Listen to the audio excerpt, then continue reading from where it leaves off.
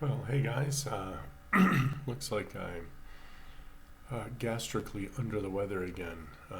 My wife has kind of a hypothesis. Every once in a while, when I go to the meat market, I'll grab a piece of the chicharron prensado, which is cooked already, but um, I'm not sure if maybe, it's over kind of by the cash register and, raw meat, if there's a fly or something. That's a hypothesis. I don't know.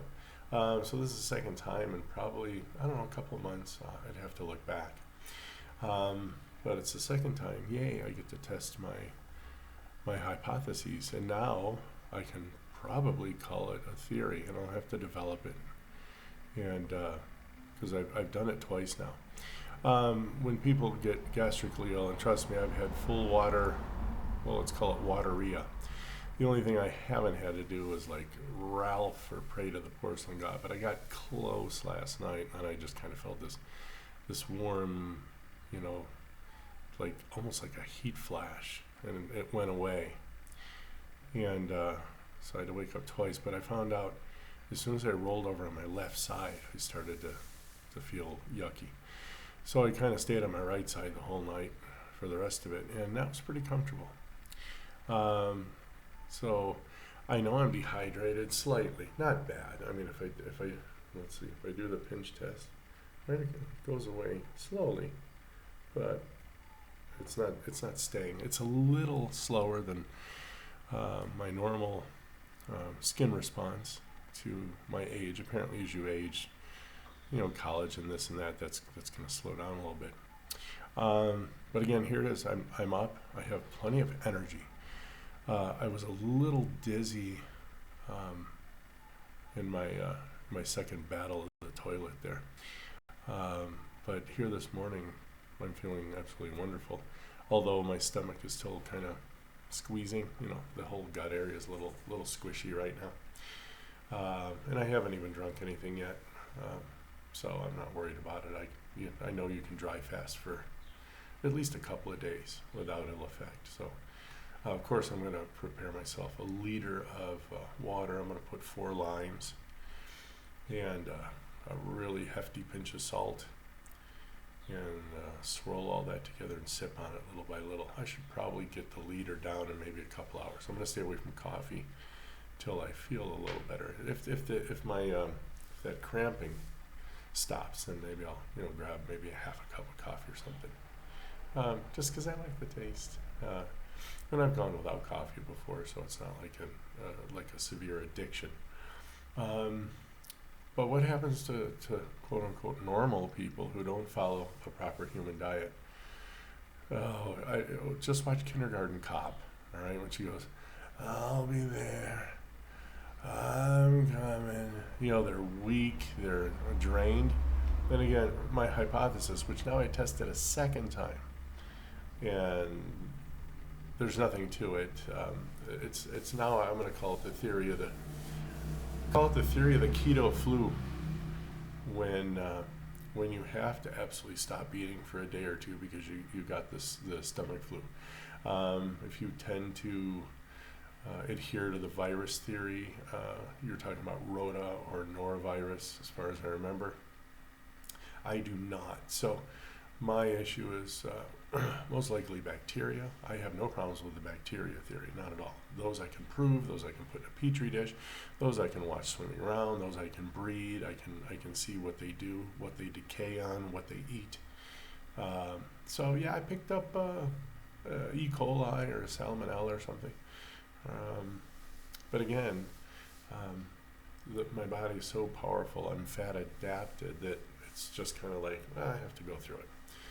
And I've decided I'm not going to eat again until I'm actually hungry. So I don't imagine that's going to happen today. And if I'm not hungry tomorrow, by then I'm going almost my second day. I may as well not eat and fast all the way through Friday. So this would be a super duper cool extended fast. I ate Saturday at 2 p.m. I had one of my chicken crust pizzas. I love those things. Oh my God, they're so good. And if I don't eat again till Saturday at 2, then I'll have gone 7 days. My longest fast has been 5 days. But we'll see. I'll probably get hungry.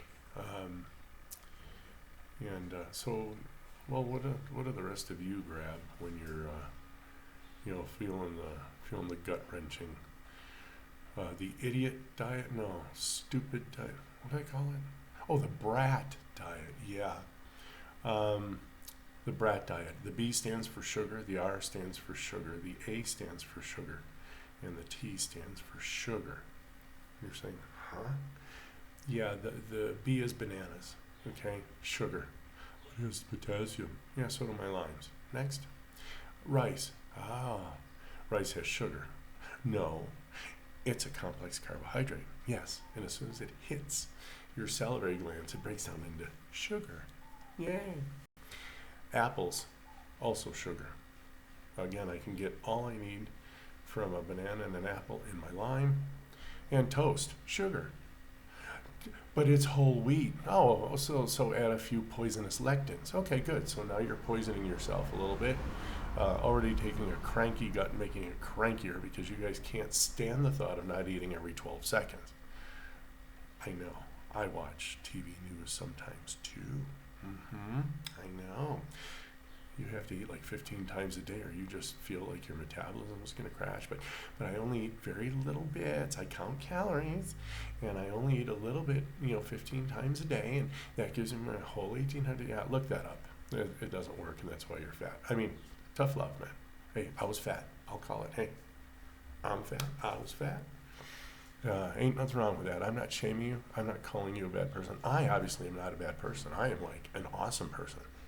Yeah, at least that's what I tell myself in the mirror. So even fat, I was an awesome person. You're an awesome person. You're just doing it wrong. Not your fault. Bad advice.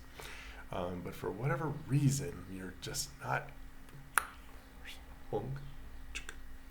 replacing the software. Guys, the standard American diet doesn't work. The pyramid doesn't work. The good eating plate doesn't work. It doesn't work. It doesn't work. It doesn't work. Now, am I saying do keto or carnivore or ketovore or slimivore or slimadito or any of that? No. I'm not labeling this anymore. What I want you to do is get to an eating regimen that you are comfortable with that will allow you to eat once, maybe twice a day. Now, if you're my age, once a day. Just make sure you get a little extra protein. Old folks like us need more protein, not because our muscles don't uptake it exactly like young people's.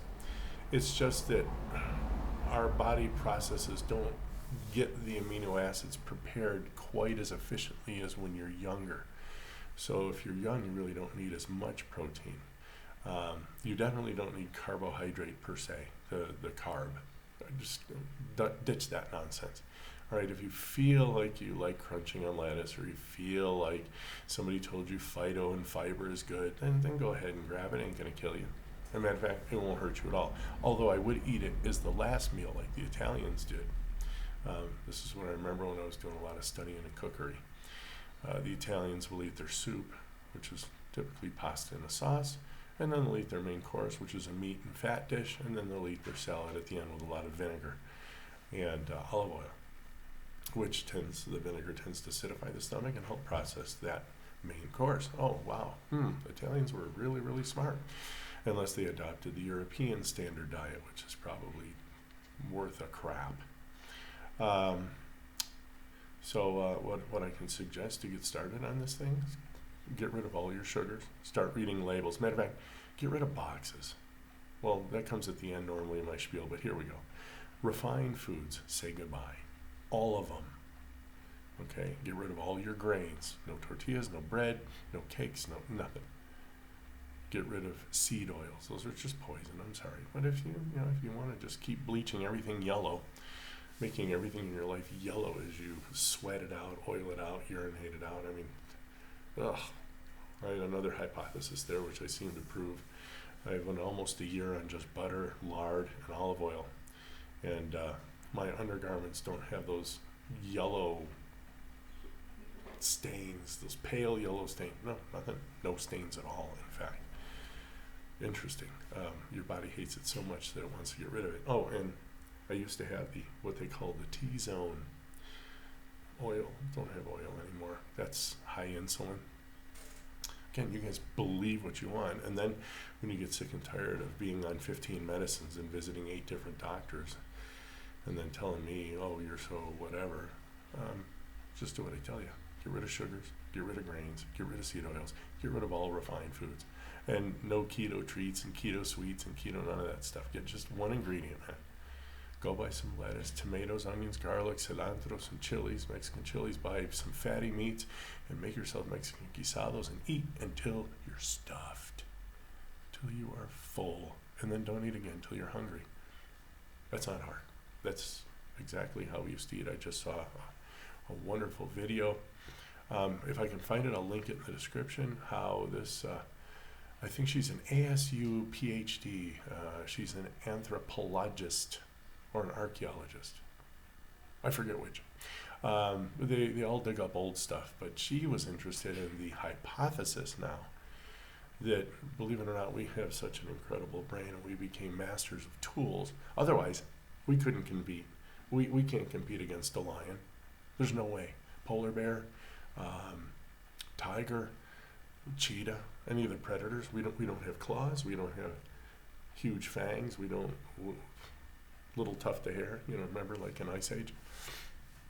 But we have this, and we've been able to develop high velocity projectile weapons, slingshots, and the thing David used. I think it's called the sling, the arrows, and finally the rifles. And we're the king predator. And it's a good thing. Hey, the Bible says we are. I have no reason to doubt God. You go with your God. We'll all be happy in the end. So the idea that she says is fat. Fat is what we're after because it gives us 9 calories per gram. And I don't care what human you are. If you have taste buds and a nose that works, fat and salt taste delicious together, but you've been told it's horrible. Probably because it mimics the fat and sugar on the sweet side.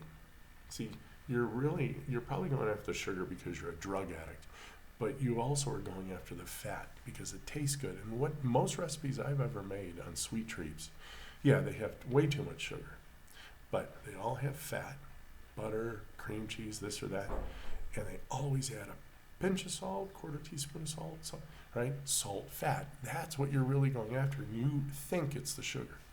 All right, I'm doing the same thing with my big fatty rib, my beef rib. The only difference is if you took my fatty beef rib and you took this refined flour, sugary, and with a little bit of fat and salt, and you compared them, once you get adapted, this tastes way better. It has way more nutrients and way more calories, which is another thing you don't count. All right, so if you're still counting calories, eating less, doing more, you're wrong.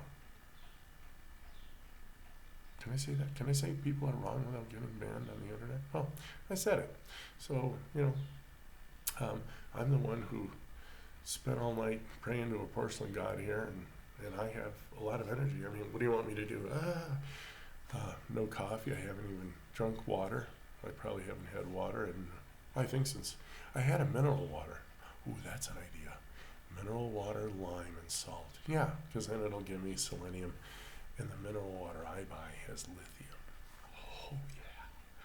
Oh yeah, babe. So anyway, here we go. And darn, because we had plans to go out to eat birria today, but doesn't look like I'm going to do that. I'm not going to do that. So today looks like a pretty much food-free day for me. Maybe I'll just sit and veg, play a little piano, watch TV and stuff. So anyway, guys, we'll catch you on the next one. Bye.